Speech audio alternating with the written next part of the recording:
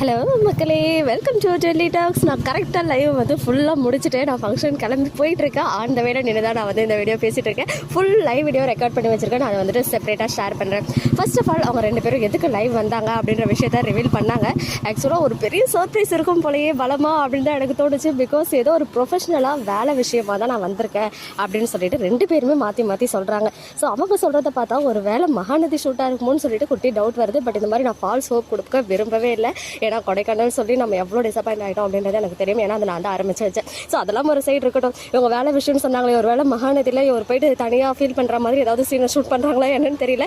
So anyways அவங்க வேலை விஷயமா துபாய் வரைக்கும் போயிருக்காங்க. அங்கே போய் ஒர்க் பண்ணுறாங்கன்னு நினைக்கும் போது ரொம்ப ரொம்ப ஹாப்பியாக இருக்குது. அண்ட் மெயினாக அவங்க வந்து எல்லாருக்கும் தேங்க்ஸ் சொல்கிறதுக்கு. பிகாஸ் ப்ரொமோக்கு ஓவர்வெல்மிங் ரெஸ்பான்ஸ், அவங்க எதிர்பார்த்ததை விடவே நிறைய ரெஸ்பான்ஸ் வந்திருக்கு மகாநதியோடைய நேத்திக்கு ப்ரொமோக்கு. ஏன்னா இப்போ வரைக்கும் நம்பர் 1 ட்ரெண்டிங் இருக்குது. நிறைய வியூஸு, நிறைய லைக்ஸு, நிறைய கமெண்ட்ஸ் இருக்குது. அண்ட் அது எல்லாத்தையும் தாண்டி குமரன் விஜய் அடித்தார் அப்படின்றதுக்கு விளக்கம் கொடுத்துருக்காங்க. அண்ட் அது மட்டும் இல்லாமல் விஜய் காவேரியோடைய ரீயூனியன் இன்னும் செம்ம எமோஷனலாக இருக்கும் அப்படின்னு சொல்லிட்டு நிறைய விஷயங்கள் வந்து ஷேர் பண்ணியிருக்காங்க. பர்டிகுலராக தேங்க் பண்ணுறதுக்கும். அண்ட் அவங்க வேலை விஷயமா தான் பிரவீன் சாரும் சுவாமியும் சேர்ந்து அங்கே துபாய் போயிருக்காங்க அப்படின்ற விஷயத்தையும் நமக்கு வந்து வெளிப்படையாக சொல்லியிருக்காங்க.